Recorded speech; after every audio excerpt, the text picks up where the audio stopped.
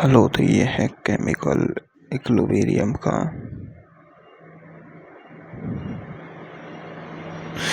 Chemical equilibrium part 2 है ना। ये केमिकल इक्विलिब्रियम पार्ट 2 अपन ने केमिकल इक्विलिब्रियम पार्ट 1 में अपन ने देख लिया था कि Kp इजिकल टू होता है Kc और RT की पावर डेल्टा Ng, और डेल्टा Ng क्या है? रस्से में गणमितीय गुणांक है, मतलब प्रोडक्ट के रस्से में गणमितीय गुणांक माइनस रिएक्टेंट के, है ना, प्रोडक्ट के माइनस रिएक्टेंट के। अब अपन है ना देखते हैं कि केस देखते हैं, है ना। पहला केस देखते हैं अपन। फर्स्ट केस क्या है?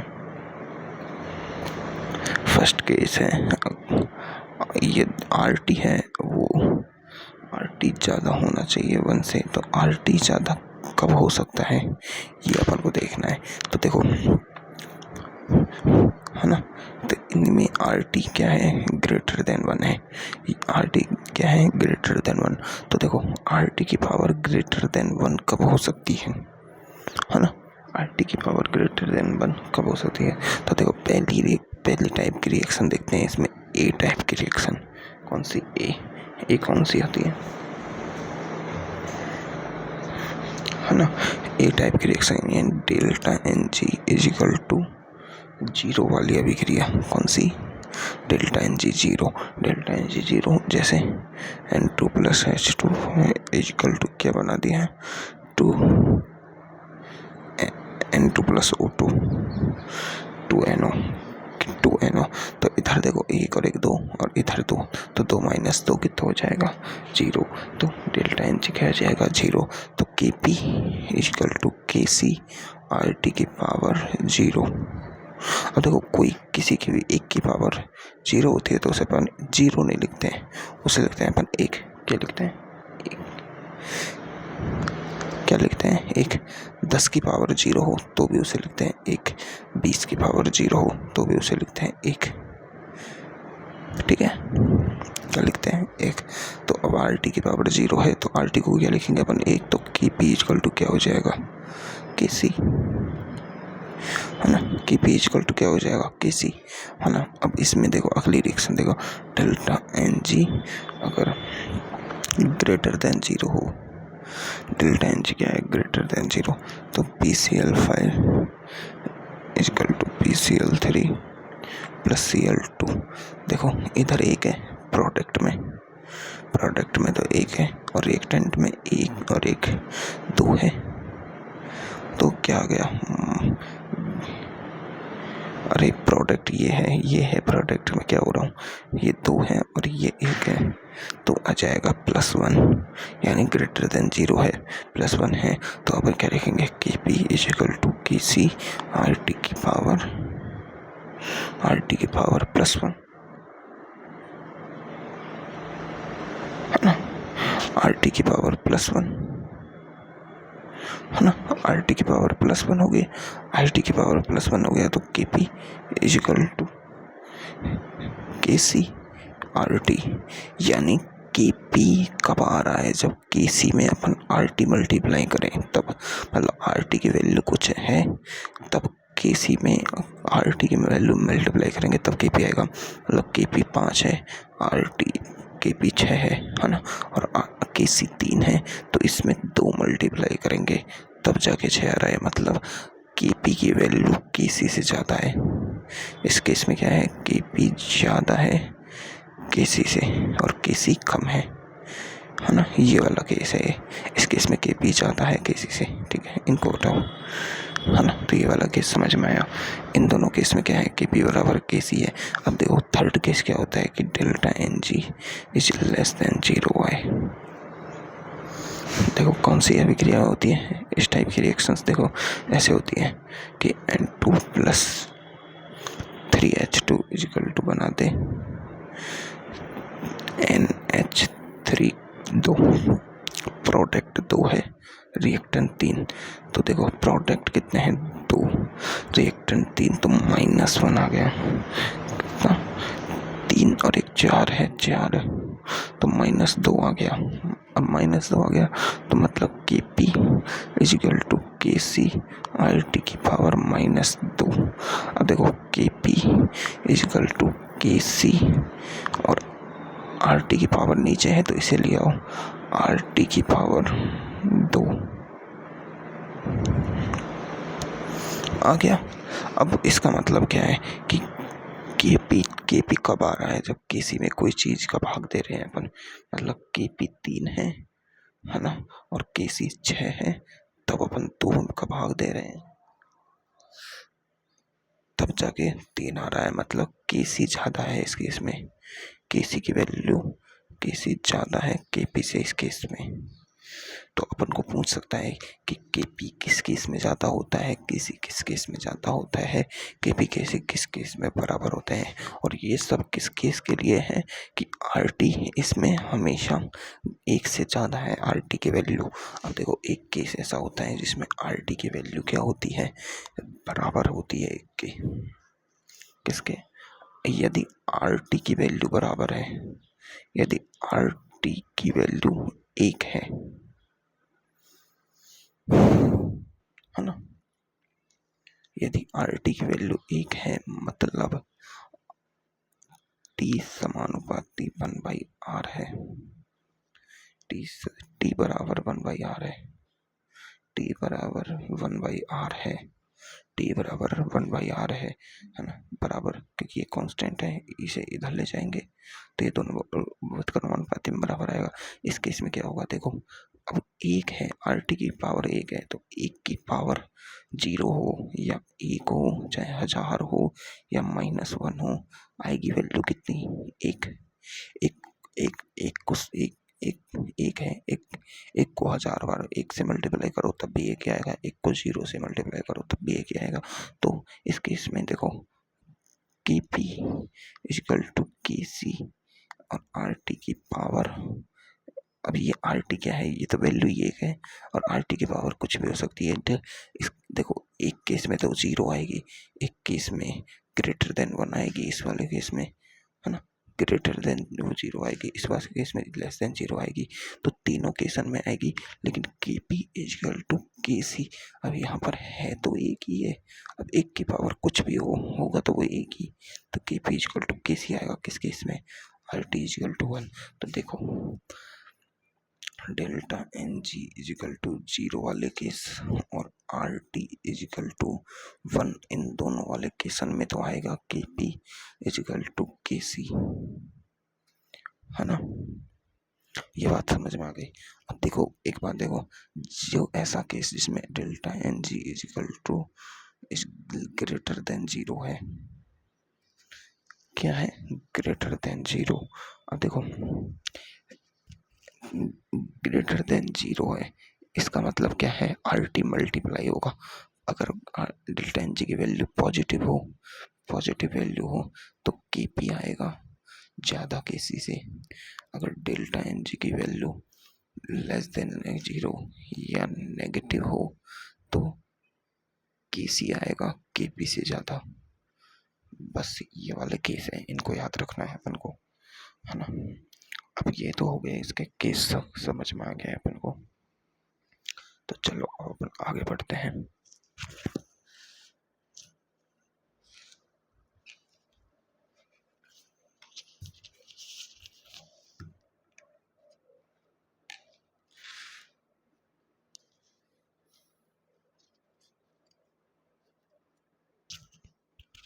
देखो अब अपन थोड़ा समीकरण को सॉल्व करेंगे अपने को। तो देखो अपने पास समीकरण क्या है, समीकरण है Kp equal to Kc RT की पावर डेल्टा एन जी, है ना, ये अपने पास समीकरण है। ठीक है, ये समीकरण आ चुकी है। अब अपन क्या करते हैं, लॉग ले लेते हैं। क्या करते हैं, लॉग ले लेते हैं। अब लॉग लेने पर, है ना, लॉग लेने पर तो लॉग Kp लॉग 10 है, ये कौन सा है, लॉग बेस का 10 बराबर लॉग के 10 Kc और डॉट RT की पावर डेल्टा एन जी।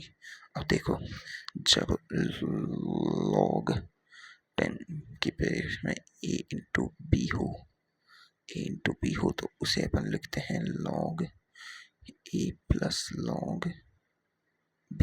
तो इसको, ये भी तो a इंटू बी है, तो इसे भी ऐसे सॉल्व करो। चलो, तो log के पी इक्वल टू log, देखो सब में बेस 10 है, मैं लिखूं या ना लिखूं यह याद रखना, K C plus log R T की पावर डेल्टा एन जी। अब देखो, एक समीकरण होती है log में, अगर a की पावर x है तो उसे अपन लिखते हैं x log a। क्या लिखते हैं? x log a। तो अब इसको सॉल्व करोगे तो ये आ जाएगा log के P equal to log K C plus delta N G log R T. ठीक है, delta N G log R T. ठीक है, अब देखो, अब अपन को इतना समझ में आ चुका है ना, है ना। तो अब अपन देखो, इस समीकरण को ले आओ इधर। ठीक है, तो ये हो जाएगा log के P minus log K C equal to delta N G log R T. ठीक है, अब अपन क्या करते हैं कि देखो, एक समीकरण होती है log a बाई बी बराबर होता है log a minus log b। अब देखो, अपने पास log a minus log b है, log a minus log b। तो इसकी जगह पर अपन ये लिख सकते हैं log a बटे b। क्या लिख सकते हैं? log a बटे b। क्या लिख सकते हैं? log a बटे b। ठीक है, तो देखो, एक समीकरण तो अपनी ये आ गई, है ना। एक समीकरण तो अपनी ये आ गई। अब इससे आ जाएगा log के P by K C equal to delta N G log R T. एक समीकरण ये आ गई अपनी। ठीक है, देखो, और सर ने क्या कर रखा है,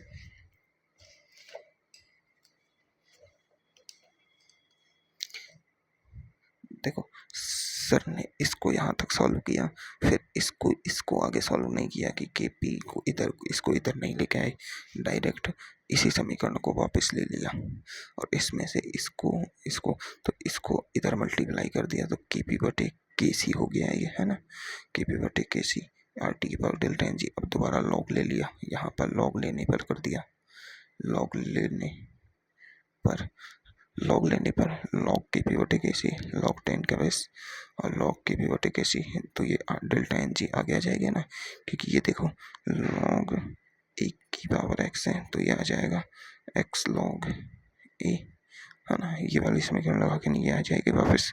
तो ऐसे कर लो, चाहे यहाँ से ही इसको थोड़ा एडजस्ट करके, क्योंकि है तो एक ही समीकरण से बने हुए हैं, तो इनको अलग अलग कर लो, चाहे एक ही समीकरण से वापस ले आओ, है ना।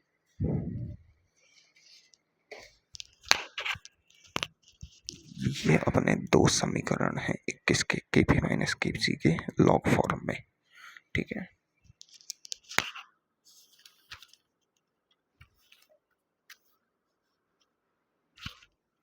अब अपन के पी के सी पढ़ लिया, अब अपन के पी तथा के एक्स में संबंध पढ़ेंगे। किसमें? के पी तथा के एक्स में।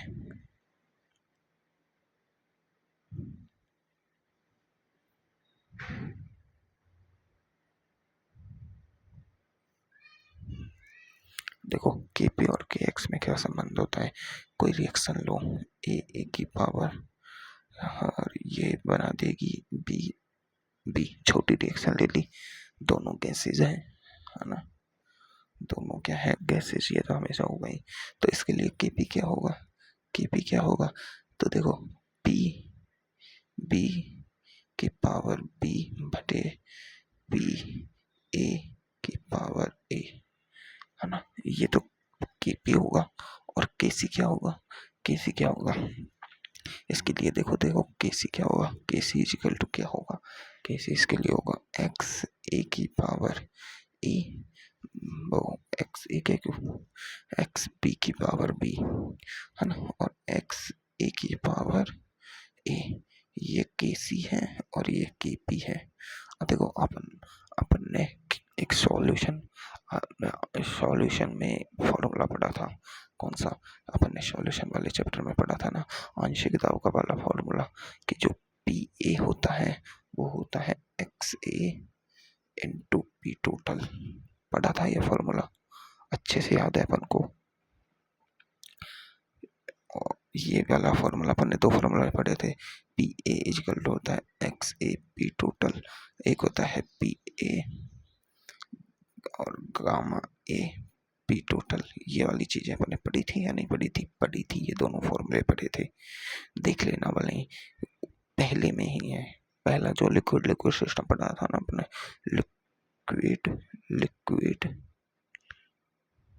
लिक्विड सिस्टम, उसमें ही है ये फॉर्मूले, देख लेना, है ना, आ जाएगा याद। तो मैं ये नहीं बताऊंगा आदर्श गैस के लिए आंशिक दाब बराबर मूल भिन्न इंटू कुल अनुपात, अपन को पता है ये क्या है, आंशिक दाब है ही है, ये भी आंशिक दाब है ही है ना। तो पी ए बराबर ये होता है, और पी बी बराबर क्या हो जाएगा, क्योंकि अपन पढ़ चुके हैं ना ये X B into P total, ये पढ़ चुके हैं। तो के पी बराबर क्या लिख सकते हैं अपन, पी बी की जगह क्या लिखेंगे, X B dot P total की पावर बी बटे एक्स ए पी टोटल की पावर ए, है ना। तो देखो के पी, अब ये देखो एक्स बी की पावर बी आ जाएगा, एक्स ए की पावर ए आ जाएगा, और इधर इधर आ जाएगा पी टोटल की पावर बी और पी टोटल की पावर ए, इसको ऊपर ले जाएंगे तो ये आ जाएगा पी टोटल की पावर माइनस ए, इसको ऊपर ले जाएंगे तो, है ना। तो के पी इक्वल टू ये तो क्या हो गया, के एक्स क्या हो जाएगा, के एक्स, तो के एक्स पी टोटल की पावर बी माइनस ए, और बी माइनस ए क्या है, रस समीकरण में त्रिगुणांक बोला, तो K P is equal to K X P total delta N G, क्या है, डेल्टा एन जी, ये बन गई समीकरण।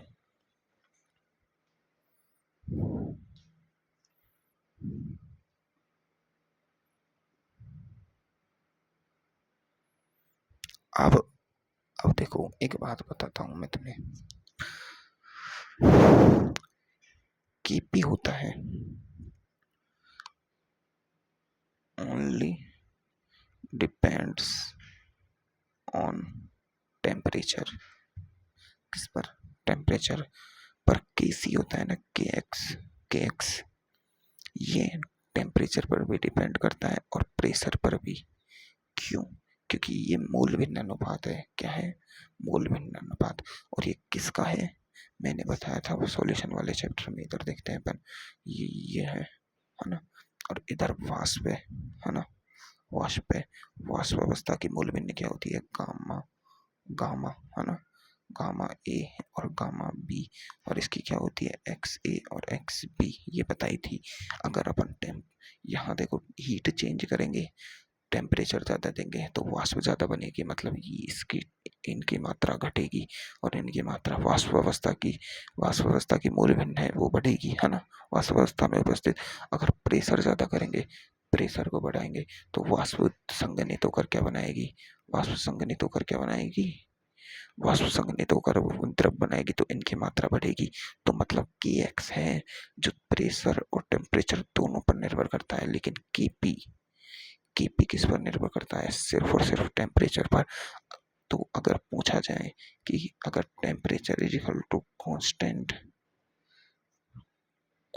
है टेम्परेचर, तो क्या परिवर्तित होगा, तो सिर्फ और सिर्फ टेम्परेचर कांस्टेंट है तो केपी की वैल्यू तो फिक्स होगी, पर केसी चेंज होगा। अब चेंज कैसे होगा, देखो फॉर्मूला क्या है अपने पास, KP is equal to K X P T की पावर डेल्टा एन जी, है ना।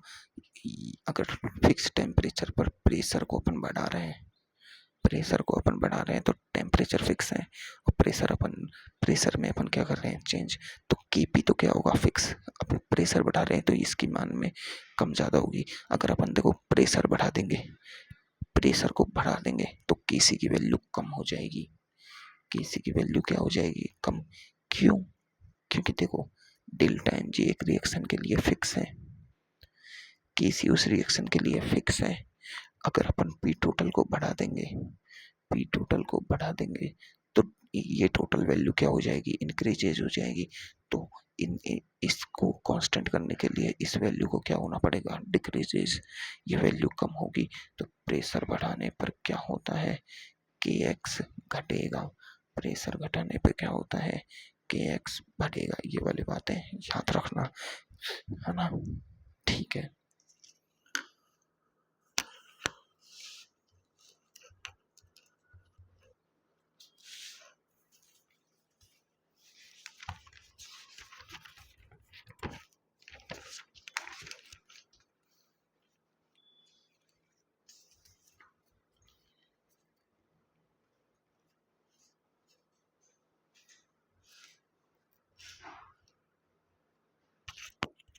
देखो मानक स्थितियां अपन ना, मैं यहाँ पर नहीं पढ़ाऊंगा, क्योंकि मानक स्थितियां अपन मोल वाले चैप्टर में पढ़ चुके हैं।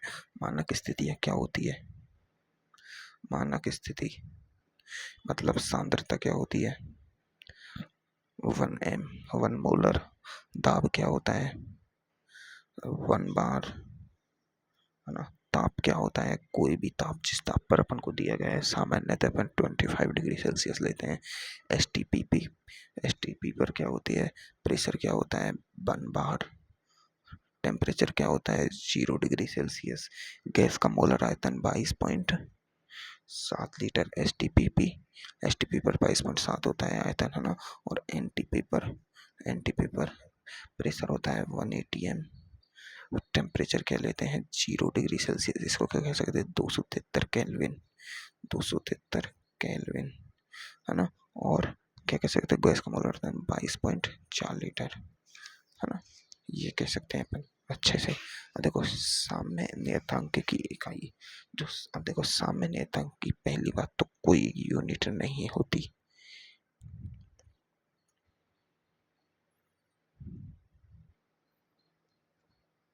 मानक स्थितियों पर सभी साम्य नियतांक यूनिट लेस होते हैं, लेकिन अपन यूनिट ले सकते हैं कैसे। देखो अपन को पता है कि के पी या के सी क्या है, प्रोडक्ट। देखो सांद्रताएं हैं, यानी प्रोडक्ट की सांद्रता बटे रिएक्टेंट की सांद्रता। तो ये सांद्रताएं क्या होती हैं, देखो दोनों एक दूसरे को काट देंगे क्योंकि ये सांद्रताएं हैं, लेकिन फिर भी अपन सांद्रता को मानक यूनिट माने तो मोल पर लीटर सांद्रता और उसकी पावर डेल्टा एन जी ऐसे यूनिट लिख सकते हैं। और अगर केसी की केपी की क्या लिख सकते हैं, प्रेशर एटीएम की पावर में डेल्टा एन जी, मतलब लिख सकते हैं अपन, कहने पर ऐसे कोई यूनिट होती नहीं है। ठीक है। अब देखो सामान्य नियतांक पर ताप का प्रभाव, देखो ये है ना, सामान्य नियतांक पर ताप का प्रभाव अपन ने सेम टू सेम सॉल्यूशन वाले चैप्टर में भी देखा था। वहां पर भी अपन ने यही किया था कि कि जो सामान्य नियतांक है उस पर ताप का प्रभाव क्या होता है, वो अपन वहां देख चुके हैं, है ना। तो देखो सर ने जो करा रखा है ना, वो मैं बिल्कुल ही नहीं कराऊंगा, मैं सीधी भाषा में बताऊंगा। देखो अपने पास डायरेक्ट समीकरण होती है साम्य की। देखो जो साम्य नियतांक है वो पर ताप का प्रभाव, साम्य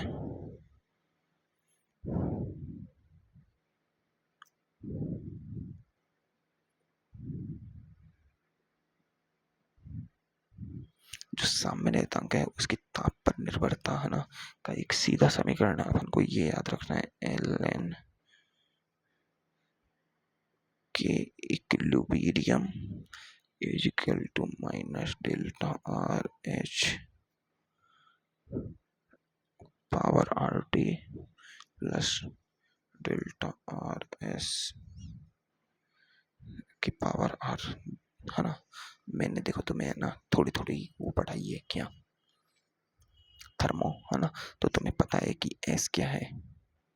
एस देखो, एच एस तो पता है तुम्हें एंथैल्पी है। एस क्या है, ये एंट्रोपी है। एस क्या है, एंट्रोपी। मैंने सॉल्यूशन वाले चैप्टर में भी बताई थी थोड़ी बहुत कि एंट्रोपी हमेशा बढ़ती है, है ना। बहुत सी बातें बताई थी। तो देखो देखो मेरी बात सुनो। ये ये डेल्टा एच तो तुमने सुना है, डेल्टा एस भी तुमने समझा है ना। तो ये क्या है, ये तो एंथैल्पी में परिवर्तन है, ये एंट्रोपी में परिवर्तन है। अगर अपन डेल्टा के आगे आर और एच लगा दें, है ना, इसका मतलब क्या है। तो देखो डेल्टा आर और ऐसे जीरो लगाने का मतलब है मानक स्थितियों पर क्या है, मानक स्थितियों पर डेल्टा एच में परिवर्तन। एक है मानक स्थिति पर एंथैल्पी में परिवर्तन। क्या है, मानक स्थिति में एंथैल्पी में परिवर्तन। और डेल्टा एस क्या है, डेल्टा आर एस नॉट, ये क्या है, मानक स्थिति पर एंट्रोपी में परिवर्तन। इतना समझ में आ चुका है अपन को। तो देखो एंथैल्पी में परिवर्तन और मानक स्थितियों पर एंट्रोपी में परिवर्तन। अब अपन एक यहाँ पर अपन एक लाइन लिखते हैं कि डेल्टा आर एच नॉट और डेल्टा आर एस नॉट, इन दोनों को अपन मानते हैं ताप स्वतंत्र। होते नहीं है, मानते हैं कि ये इन दोनों पर ताप का कोई प्रभाव नहीं पड़ रहा है। अपन को ताप का प्रभाव के इक्विलिब्रियम पर देखने के लिए अपन देखते हैं कि इन दोनों पर ताप का कोई प्रभाव नहीं पड़ रहा है। ये अपन को डायरेक्ट समीकरण याद रखनी है, कैसे आई कैसे नहीं आई वो अपन के कोई काम की बात नहीं है, ठीक है। अपन को बस ये डायरेक्ट समीकरण याद रखनी है, ठीक है। तो अपन मान लेते हैं कि कोई रिएक्शन है, उसमें दो इक्विलिब्रियम मान लेते हैं। एक तो K1 मान लिया पहले, मतलब मान लो कि ताप पर देखो T1 ताप पर K1 साम्य हो, T1 ताप पर K1 साम्य हो तो ln K1, है ना। तो minus delta R H not, ये तो ताप से स्वतंत्र है दोनों, है ना। आर कांस्टेंट है तो ताप क्या आएगा, T1 plus delta R S not बटे आर, ठीक है।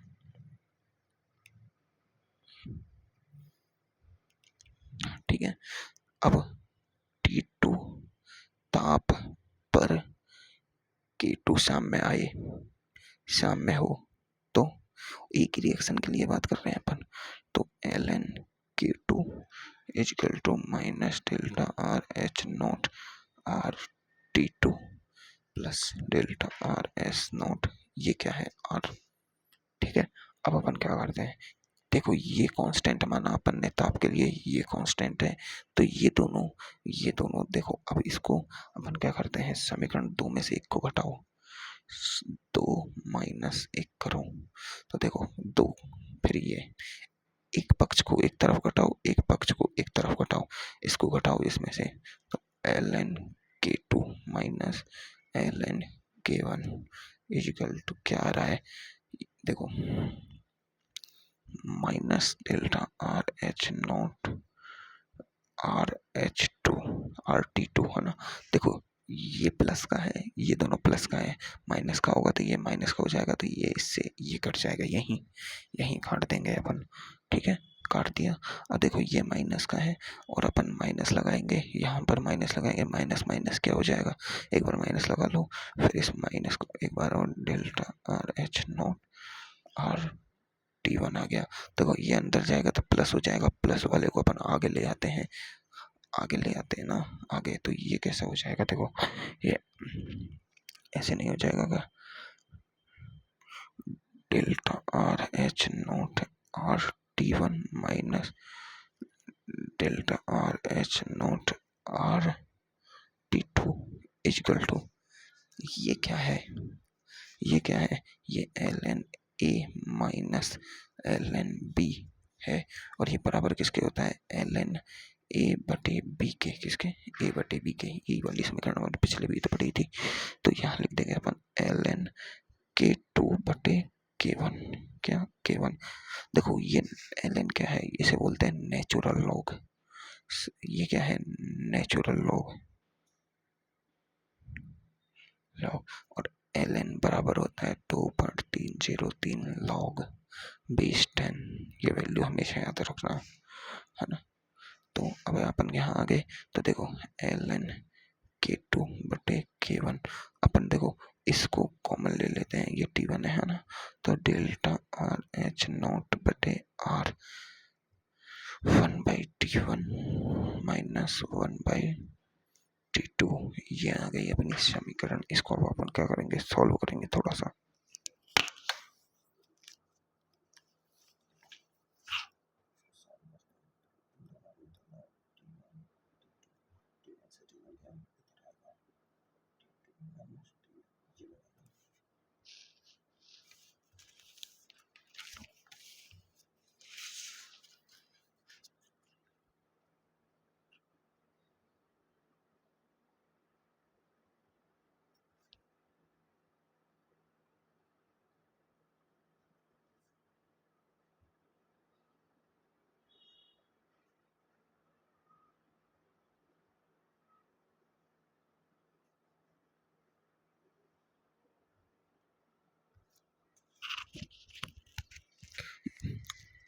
ये है ताप पर, साम्य पर ताप की निर्भरता। ये साम्य है और ये ताप है, लेकिन इसमें ये भी तो एक लोचा है, क्या, delta H not R H not, और डेल्टा आर एच नॉट क्या है, एंथैल्पी, एंथैल्पी। और मैंने एंथैल्पी पढ़ाई तब तुम्हें बताया था कि एंथैल्पी क्या होती है, ऊष्मा शोषी ऊष्मा क्षेपी रिएक्शंस को बताती है। एंथैल्पी क्या है, ऊर्जा है, ऊर्जा। अगर डेल्टा एच नो एच है जो क्या है, नेगेटिव, मतलब ऊष्मा क्षेपी, ऊष्मा शोषी शोषी शोषी, और डेल्टा एच क्या है, पॉजिटिव। तो क्या है, डेल्टा एच पॉजिटिव, तो ऊष्मा क्षेपी क्या होगा, ऊष्मा क्षेपी। ये वाली चीजें बताई थी ना, तो ये वाली अब यहाँ काम आएंगी।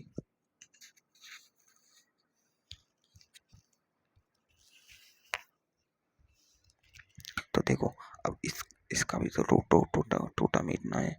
ये तो कांस्टेंट वैल्यू है ना, इसका टोटा मीटना है अपन को।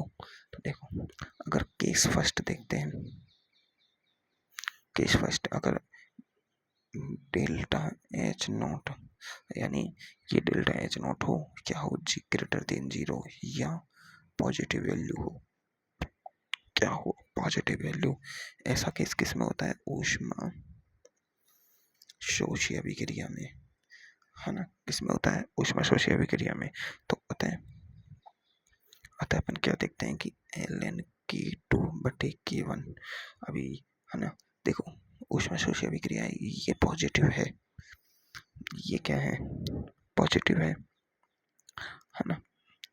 ये पॉजिटिव वैल्यू है, तो ये टोटल वैल्यू क्या हो जाएगी, पॉजिटिव, क्या हो जाएगी, पॉजिटिव। मतलब ये ग्रेटर देन क्या हो जाएगा, 0।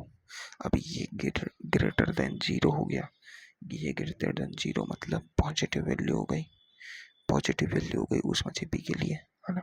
पॉजिटिव वैल्यू हो गई ना, ये क्या हो गई, पॉजिटिव वैल्यू।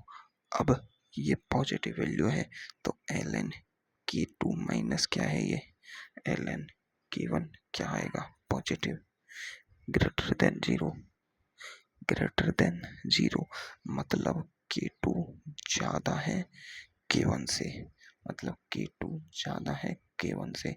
तो ताप बढ़ाने पर क्या होगा, ताप बढ़ाने पर, इस रिएक्शन पर ताप बढ़ाने पर K2 की वैल्यू है वो क्या बढ़ रही है, बढ़ रही है। ताप बढ़ाने पर के इक्विलिब्रियम क्या बढ़ रहा है, बढ़ रहा है। मतलब ताप बढ़ा रहे हैं तो के इक्विलिब्रियम है वो बढ़ रहा है। और के इक्विलिब्रियम क्या होता है, के फॉरवर्ड बटे के बैकवर्ड। मतलब ताप बढ़ाने पर के फॉरवर्ड ज़्यादा बढ़ रहा है, के बैकवर्ड कम हो रहा है। मतलब बैकवर्ड रिएक्शन नहीं हो रही है, फॉरवर्ड रिएक्शन ज़्यादा हो रही है ना। ये बात अपन को समझ में आई है कि बैकवर्ड भी बढ़ा है, के इक्विलिब्रियम बढ़ा है, के इक्विलिब्रियम बढ़ रहा है तो के फॉरवर्ड भी बढ़ेगा, के बैकवर्ड बढ़े। क्यों, देखो के इक्विलिब्रियम क्या होता है, के इक्विलिब्रियम का फॉर्मूला पढ़ा मैंने, के फॉरवर्ड बढ़े के बैकवर्ड। अब देखो के इक्विलिब्रियम की टोटल वैल्यू बढ़ रही है, नेट वैल्यू बढ़ रही है, मतलब ये बढ़ रहा है और ये कम होना चाहिए, लेकिन ऐसा नहीं होता है। क्यों, क्योंकि देखो कोई रिएक्शन होती है, ए से बी बन रही है, अगर के फॉरवर्ड बढ़ेगा, के फॉरवर्ड बढ़ेगा तो के बैकवर्ड भी बढ़ेगा, लेकिन ये कम बढ़ रहा है। मतलब ये इतना बढ़ रहा है तो ये 3 गुना बढ़ रहा है। इसका मतलब ये है, समझ में आई बात, है ना। अब ये वाली बात तो अपन को समझ आ गई। अगर अपन को डेल्टा एच नॉट है वो नेगेटिव हो, देन जीरो हो, नेगेटिव वैल्यू हो, कैसी रिएक्शन में, ऊष्मा छेपी रिएक्शन में। अब ऊष्मा छेपी रिएक्शन क्या होगा, तो एल एन के टू बाई के वन की वैल्यू होगी वो लेस देन जीरो आ जाएगी, लेस देन जीरो आएगी। मतलब एल एन के टू माइनस एल एन के वन करने पर जो वैल्यू आ रही है वो क्या आएगी, नेगेटिव वैल्यू आएगी। मतलब ताप बढ़ाने पर के इक्विलिब्रियम है वो घटा है, घटा है। क्यों, क्योंकि के वन की वैल्यू ज़्यादा है के टू से इस केस में। तो इसमें क्या होगा कि ताप बढ़ाएंगे, के इक्विलिब्रियम घटेगा। मतलब के फॉरवर्ड बटे के बैकवर्ड, के फॉरवर्ड बटे बैकवर्ड क्या होगा, ये बढ़ रहा है, ये बढ़ेगा, लेकिन ये बहुत ज़्यादा बढ़ जाएगा तो ओवरऑल वैल्यू क्या होगी, घट जाएगी। क्या होगी, ओवरऑल वैल्यू घट जाएगी। तो पता है दर तो दोनों दर बढ़ती है, मतलब के फॉरवर्ड भी बढ़ती है, बैकवर्ड भी बढ़ती है, पर ताप बढ़ाने पर इसमें क्या, ऊष्मक्षेपी अभिक्रियाओं में क्या है, नीचे वाली वैल्यू है, के बैकवर्ड रिएक्शन की दर है वो ताप बढ़ाने पर अधिक हो जाती है। बैकवर्ड रिएक्शन की जो दर है वो ताप बढ़ाने पर अधिक हो जाती है। देखो एक बात बता दूं, ताप बढ़ाएंगे अपन तो रिएक्शन है ना वो फास्ट होगी, वो कोई सी भी डायरेक्शन में हो पर होगी फास्ट। अगर बैकवर्ड डायरेक्शन में होगी तो के इक्विलिब्रियम की ओवरऑल वैल्यू है वो घट जाएगी, अगर फॉरवर्ड डायरेक्शन में वैल्यू ज़्यादा बढ़ी तो ओवरऑल वैल्यू बढ़ जाएगी। पर के इक्विलिब्रियम चेंज हो रहा है, इसका मतलब है कहीं ना कहीं तो मतलब के इक्विलिब्रियम चेंज होगा तो या तो के फॉरवर्ड बढ़ेगा या के बैकवर्ड ज़्यादा बढ़ेगा, बढ़ेंगे तो दोनों, पर एक ज़्यादा बढ़ेगा। अगर नीचे वाला ज़्यादा बढ़ गया तो ओवरऑल वैल्यू नेगेटिव हो जाएगी, और ऊपर वाला ज़्यादा बढ़ गया तो ओवरऑल वैल्यू कम हो जाएगी। तो चाहे रिएक्शन कैसी भी हो, चाहे रिएक्शन कैसी भी हो, दर नियतांक ताप बढ़ाने पर बढ़ता है, चाहे अभिक्रिया कैसी भी हो। दर नियतांक मतलब जो के फॉरवर्ड और के बैकवर्ड है वो हमेशा बढ़ता है। के इक्विलिब्रियम की बात नहीं कर रहे अपन, साम्य नियतांक की बात नहीं कर रहे हैं, अपन दर नियतांक की बात कर रहे हैं। दर नियतांक अपन ने पढ़ा था ना, देखो रेट ऑफ ए रिएक्शन की समानुपाती होती है उसकी सांद्रता के। तब अपन ने पढ़ा था कि आर ए बराबर क्या होगा, फॉरवर्ड के फॉरवर्ड बटे ए, है ना। तो ये क्या है, ये तो है दर नियतांक, है ना। अब जब के फॉरवर्ड बटे के बैकवर्ड पढ़ा हमने तब अपन ने लिखा कि इक्विलिब्रियम, ये क्या है, साम्य नियतांक है। तो इन दोनों में कभी कंफ्यूज मत ना होना, ये फॉरवर्ड बैकवर्ड क्या है, दर नियतांक। के फॉरवर्ड बटे के बैकवर्ड दो दर नियतांकों को आपस में डिवाइड करते हैं तब क्या आता है, साम्य नियतांक। क्या आता है, साम्य नियतांक। तो देखो ताप बढ़ाने पर ऊष्मक्षेपी रिएक्शन, अब देखो कंक्लूजन लिखते हैं, टेम्परेचर बढ़ाने पर अगर अगर ऊष्मा शोषी रिएक्शन है, शोषी रिएक्शन है तो के इक्विलिब्रियम है वो बढ़ेगा। ताप बढ़ाने पर अगर ऊष्मक्षेपी रिएक्शन है, ऊष्मक्षेपी रिएक्शन है तो के इक्विलिब्रियम घटेगा। लेकिन लेकिन ताप बढ़ाने पर र- दर नियतांक दर नियतांक नियतांक यानी के फॉरवर्ड व के बैकवर्ड बैकवर्ड हमेशा बढ़ते हैं, चाहे एक कम बढ़े या एक ज़्यादा बढ़े, ये कोई मतलब नहीं है, पर बढ़ते दोनों हैं हमेशा। यानी रिएक्शन का होना तेज होता ही है, चाहे कोई सी भी रिएक्शन हो। रिएक्शन तेज होगी, चाहे कोई सी भी रिएक्शन हो, बैकवर्ड हो चाहे फॉरवर्ड हो, रिएक्शन दोनों ही तेज होती हैं, पर दोनों की तेज होने की दर है वो अलग अलग होती है। कोई ज़्यादा तेज हो जाती है, कोई कम तेज होती है। ठीक है, तो ये अपन को समझ आ गया सामान्यतांक पर ताप का प्रभाव, है ना। और एक और केस होता है, देखो एक छोटा सा केस और होता है। अगर डेल्टा एच, देखो रिएक्शंस हमेशा दो प्रकार की होती है, ऊष्माक्षेपी और ऊष्माशोषी, है ना। मतलब डेल्टा एच या तो पॉजिटिव होगा या डेल्टा एच नेगेटिव होगा। डेल्टा एच, है ना, ये आर एच नॉट, ये कभी भी जीरो के बराबर नहीं होता है, पर इसे अपन क्या बोल सकते हैं, मानी हुई, मतलब मैथ में मान लेते हैं ना कि अगर डेल्टा आर एच पॉजिटिव, अगर आर एच बराबर जीरो हो तो कैसी रिएक्शन होगी। अगर डेल्टा आर एच बराबर जीरो हो तो उसमें क्या होगा, एल एन के टू बटे के वन बराबर क्या हो जाएगा, जीरो के, है ना। तो हो जाएगा क्या, एल एन के टू माइनस एल एन के वन बराबर जीरो, है ना, बराबर जीरो। तो एल एन के टू बराबर हो जाएगा एल एन के वन हो जाएगा, मतलब के टू बराबर के वन हो जाएगा। ताप पर कोई प्रभाव, अर्थात सामान्यतांक पर ताप का कोई प्रभाव नहीं पड़ेगा, लेकिन के फॉरवर्ड के बैकवर्ड तो अब भी बढ़ेंगे, पर दोनों बराबर दिशा में बढ़ जाएंगे। ठीक है, अब ये बात अपन को आ गई समझ में, चलो।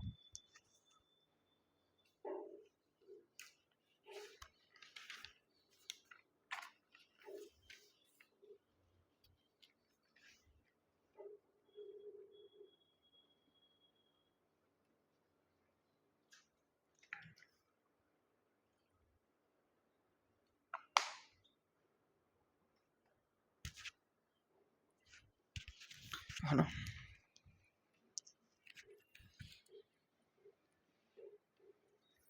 तो अब अपन देखो देखते हैं, सर ने नोट लिखा रखा है कि कोई रिएक्शन है ना, कोई भी रिएक्शन है, जैसे ए से बी, तो इसके लिए कोई केक केक लुबेरियम है ना। तो अगर इस रिएक्शन को उल्टा कर दिया जाए बी से ए, तो इसके लिए के इक्विलिब्रियम क्या होगा, इसके लिए जो के इक्विलिब्रियम डैश आएगा वो आएगा 1 बाई के इक्विलिब्रियम, उस के इक्विलिब्रियम का उल्टा क्या आएगा, उल्टा 1 बाई। ठीक है, जैसे कोई रिएक्शन है N2 प्लस O2, है ना, 2NO, इसके लिए के इक्विलिब्रियम की वैल्यू होती है 0.01, क्या होती है 0.01। तो 2NO N2 प्लस O2, इसके लिए के इक्विलिब्रियम डैश आएगा 1/0.01, मतलब 2 जीरो ऊपर 100, कितना आएगा 100। अगर देखो ये सब ना पॉइंट्स हैं, और ये पॉइंट बता रहा हूँ, एक और नोट लिखा है सर ने कि कोई रिएक्शन है, कोई रिएक्शन, उसको अपन उसके रस समीकरण मिति गुणांक को किसी गुणांक n से मल्टीप्लाई कर दे, पूरी रिएक्शन को किससे कर रहे हैं, n से गुणा कर दिया जाए, तो उसका जो के इक्विलिब्रियम डैश है ना, वो क्या आएगा, के इक्विलिब्रियम पुराना है उसके पावर लगा दो n के, क्या लगा दो, पावर n के। कैसे, चलो देखते हैं, चलो ये वाली बात याद रखना। देखो देखते हैं, N2 plus 3H2 is equal to 2NH3, के इक्विलिब्रियम क्या है इसके, कि अगर इसको हाफ से मल्टीप्लाई कर दो, यानी 1/2N2 प्लस 3/2NH2, और ये बना दो NH3, तो इसके लिए जो के इक्विलिब्रियम है वो हो जाएगा के की पावर 1/2, क्या हो जाएगा, के की पावर 1/2, मतलब रूट के, क्या हो जाएगा, रूट के, है ना। ठीक है, और इसी रिएक्शन को अगर उल्टा कर दिया जाए, उल्टा कर दो, तो इस रिएक्शन को देखो उल्टा कर दो, देखो अब इस रिएक्शन को उल्टा करते हैं अपन, उल्टा, तो देखो NH3 ये वाली रिएक्शन वो कर रहा हूँ मैं, है ना, इसको नहीं। NH3 देखो इसको करते हैं, चलो पहले इसको कर लेते हैं। 2NH3 ये हो जाएगा 3H2 प्लस N2। तो इसके लिए जो के इक्विलिब्रियम है वो हो जाएगा 1/k। कोई दिक्कत मेरे हिसाब से तो नहीं। अब अपन इस रिएक्शन को उल्टा कर देते हैं, चलो। NH3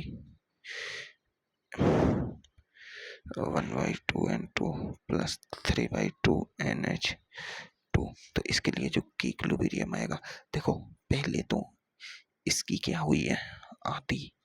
तो पहले तो आधी करेंगे और एक उल्टा भी हुआ है, तो पहले उल्टा करते हैं फिर उसका आधा करते हैं। तो उल्टा करो 1/k और इसका कर दो आधा, तो कितना हो जाएगा 1/√k। आया समझ में? मेरे हिसाब से आया होगा, है ना। देखो अब ये दो तो अपन को बात समझ आई। अब देखो तीसरा, यदि परिणामी अभिक्रिया अन्य अभिक्रियाओं को जोड़ने से प्राप्त हो तो सामान्य अंक गुणा हो जाते हैं। जैसे एक है ए से बना बी से बना दिया अपन ने, है ना। बी ए से सी बनाया मान लो, और सी से अपन ने मान लिया डी। अरे यार क्या लिखूं, गलत। देखो कोई रिएक्शन है, मान लो ए से बना सी और बी से बना डी, और एक रिएक्शन है ए प्लस बी बराबर सी प्लस डी। इसके लिए K1 है, इसके लिए K2 है, इसके लिए अपन को पूछना है। तो देखो इन दोनों को जोड़ा और इन दोनों को जोड़ा, मतलब जोड़ने पे बनाया है, तो मल्टीप्लाई कर दो। क्या करना है, मल्टीप्लाई K1 इंटू K2 आ जाएगा। नेक्स्ट, यानी समीकरण 3 है जो समीकरण 1 व 2 को जोड़ने पर मिल रहा है ना, तो गुणा होंगे। अब यदि घटाने पे मिले तो भाग देना पड़ेगा। क्या हो, घटाने पे, जैसे घटाने पे कोई रिएक्शन है, एक पी से बन रहा है क्यू और इसके लिए K1 है ना। दूसरी रिएक्शन है एस से बन रहा है आर, इसके लिए क्या है K2। तो एक रिएक्शन बनाओ। थर्ड रिएक्शन है P plus R, P plus R equal to Q plus S. अब देखो P plus R Q plus S कैसे बनेगा, समीकरण एक में से एक माइनस अगर अपन 2 करेंगे तो बनेगा। देखो समीकरण एक क्या है, P, अब इसमें से माइनस करो इसको, तो इसको माइनस करो सबसे पहले, PS बराबर Q माइनस आर, तो है ना। तो देखो इसको तो इधर ले आओ, आर को माइनस के को और इसे इधर, तो P plus R is equal to Q plus S. तो किस पे बना है ये, घटाने पर बना है। क्या बना है, घटाने पर बना है। तो भाग दे दो, कैसे, तो K1 बटे K2 आ जाएगा, घटाने पे बना है तो, है ना। ऐसे ये क्या है, ऐसे ना रिएक्शंस देते हैं, उन रिएक्शंस में पूछता है कि इस रिएक्शन का के इक्विलिब्रियम निकाल के बताओ। 3-4 रिएक्शन दे दी, अब मैं बताऊंगा, तुम बस कंडीशंस को याद रखना कि K1 बटे K2 कब करते हैं, K1 इंटू K2 कब करते हैं, 1/K1 करते हैं, की पावर n कब लगाते हैं। ये 4 पॉइंट है, इनको बस याद रखना है, इन चारों को। K1 इंटू K2 करते हैं, ये कब करते हैं, ये कब करते हैं, ये कब करते हैं, बस। और उस नई रिएक्शन बनती है ना, उसमें अपन को देखना है ना, बस। अब अपन नेक्स्ट टॉपिक उठते हैं।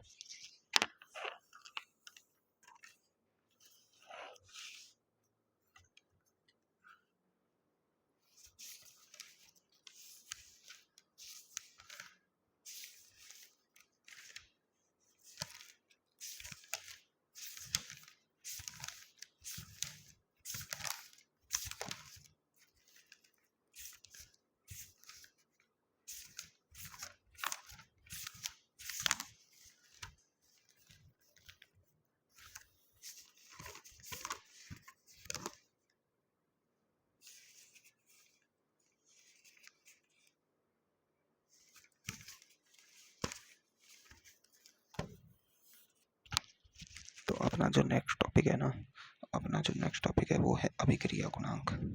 क्या है?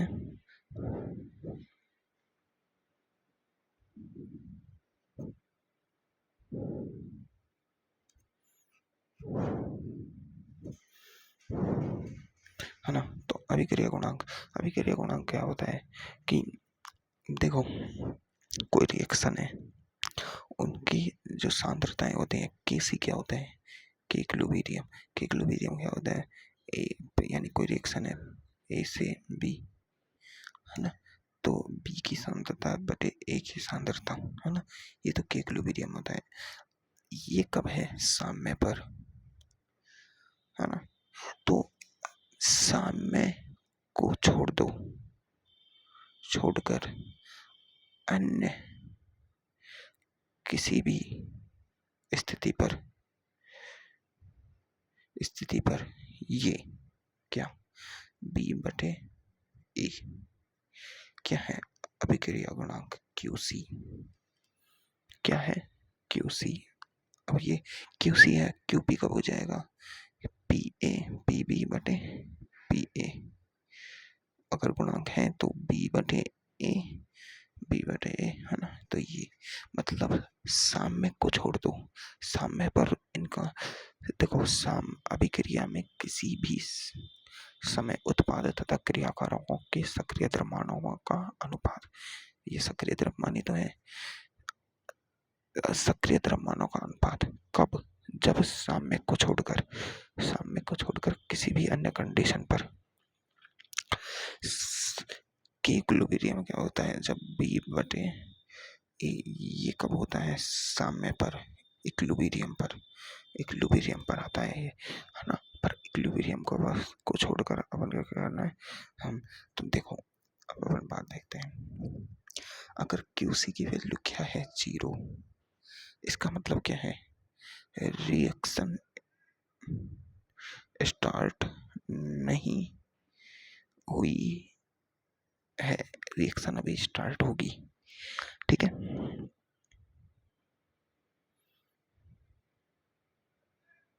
ठीक है, रिएक्शन अभी स्टार्ट होगी, मतलब इनिशियल स्टेज में, किसमें? प्रारंभिक अवस्था में,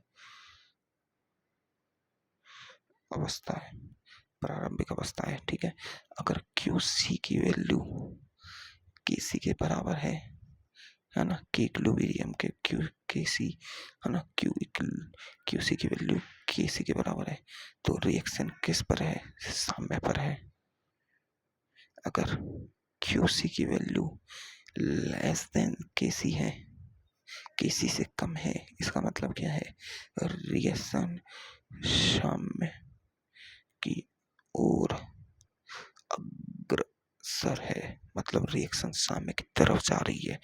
अगर क्यूसी की वैल्यू ज्यादा है केसी से, मतलब रिएक्शन साम्य से आगे है, ऊपर है, ऊपर ऊपर है, और अब यह साम्य की तरफ जाएगी, मतलब बैकवर्ड रिएक्शन होगी। इसमें क्या है?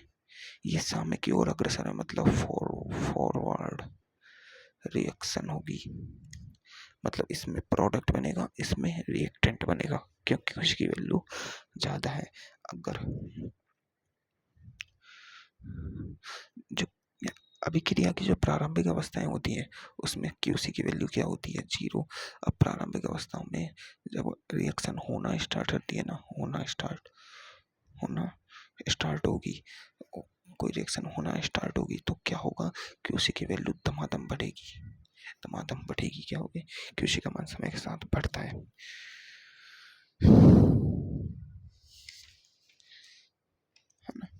तो अपन से पूछे कि क्यूसी की वैल्यू केसी से ज्यादा है तो रिएक्शन किस दिशा में जाएगी? बैकवर्ड रिएक्शन होगी। किस दिशा में जाएगी? बैकवर्ड। क्यूसी की वैल्यू केसी से कम है तो रिएक्शन क्या होगी? फॉरवर्ड रिएक्शन होगी। कैसी रिएक्शन होगी? फॉरवर्ड।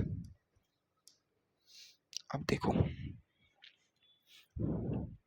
अपन को पता है कि इक्विलिब्रियम बराबर क्या होता है?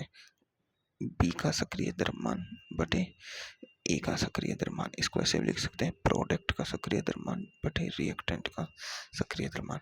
अगर प्रोडक्ट ज्यादा है तो के इक्विलिब्रियम क्या होगा, ज्यादा। रिएक्टेंट ज्यादा है तो के इक्विलिब्रियम क्या होगा, कम। अगर कोई रिएक्शन में प्रोडक्ट 80% बन गया तो सामने उसकी के इक्विलिब्रियम का मान क्या होगा, ज्यादा होगा। सही बात है। तो के इक्विलिब्रियम का मान उच्च है, इसका मतलब क्या है, उत्पाद अधिक स्थायी है। के इक्विलिब्रियम का मान निम्न है, इसका मतलब क्या है, क्रियाकारक रिएक्टेंट अधिक स्थायी है। यदि के इक्विलिब्रियम का मान, के इक्विलिब्रियम है ना, इसकी वैल्यू 10⁻³ के करीब हो ना, 3 से ज्यादा हो या इतनी हो, इसका मतलब है रिएक्शन पूर्णता की ओर अग्रसर है। किधर, पूर्णता, पूर्णता की ओर अग्रसर है, मतलब रिएक्शन पूर्ण होना चाहती है। उत्पाद है जो 99.99% बन जाएगा। अगर रिएक्शन की वैल्यू 10 या 10 से कम हो, इसका मतलब है कि रिएक्शन में प्रोडक्ट अधिक क्रियाकारक अधिक स्थायी है। ठीक है, ठीक है, समझ में आया। मतलब कोई रिएक्शन में 1/100 आ रहा है कि इक्विलिब्रियम का मान, मतलब नेगेटिव में वैल्यू आ रही है, नेगेटिव में वैल्यू आ रही है, नेगेटिव में ही तो है 10⁻², 10⁻² आई है, नेगेटिव में वैल्यू आई है। इसका मतलब है कि क्रिया कारक अधिक स्थायी है, कारक अधिक स्थायी है, अधिक स्टेबल है। और किसी की वैल्यू 10⁻³ आ रही है इक्विलिब्रियम के मान, इसका मतलब है प्रोडक्ट अधिक स्टेबल है, प्रोडक्ट अधिक स्टेबल है। तो अपन के इक्विलिब्रियम, अपन को के फॉरवर्ड दिया हुआ और के बैकवर्ड दिया हुआ, तो अपन के इक्विलिब्रियम निकाल सकते हैं। ऐसे कुछ छोटे छोटे क्वेश्चन हैं, उनको करना तुम, है ना, तो उनसे अपन को पता चलेगा कि के इक्विलिब्रियम क्या होता है